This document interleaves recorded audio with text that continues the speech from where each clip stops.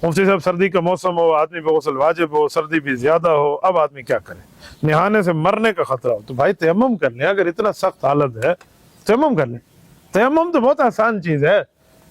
अत-तयम्मुम ज़रबतान, ज़रबतुल लिल वजहि व ज़रबतुल लिल यदैन। जो तयम्मुम है वो दो ज़रबे हैं। दो ज़रबों का क्या माना? आपने हाथ उठाने नियत करनी कि मैं अल्लाह के वास्ते पाकी की नियत कर रहा हूँ इस मिट्टी से, अल्लाह मेरी पलीती को दूर करके पाकी को ले आए। उसके बाद आप रखें हाथ मट्टी पर, एक दफा किया और आपने यूं चेहरे पे फेरा, दूसरी दफा आपने हाथ मट्टी पर रखे और आपने कोनियों समेत, जिस तरह वुजू के लिए पानी में हाथ लगाते हैं, ऐसे आपने इसी मट्टी वाला। अब वो मट्टी लगे ठीक है, उसका असर आए तब भी ठीक है, निशान हो तब भी ठीक है, ना हो तब भी ठीक है। ये है तयम्मुम। इस तयम्मुम को आप करना। तयम्मुम से कौन मना कर दे?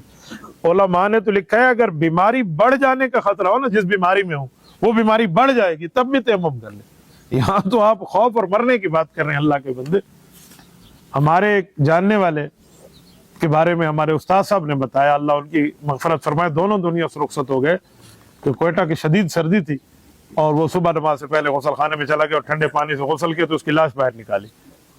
तो भाई अल्लाह ने तयम्मुम का हुक्म काफिरों के लिए तो नहीं दिया भाई, मुसलमानों के लिए दिया।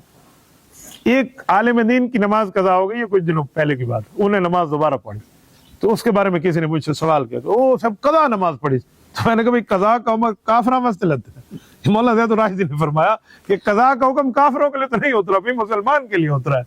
तो भाई तयम्मुम का हुक्म मुसलमान के लिए, तो आप ये तयम्मुम कर लें, न करें आप वुज़ू और गुस्ल, छोड़ दें इसको।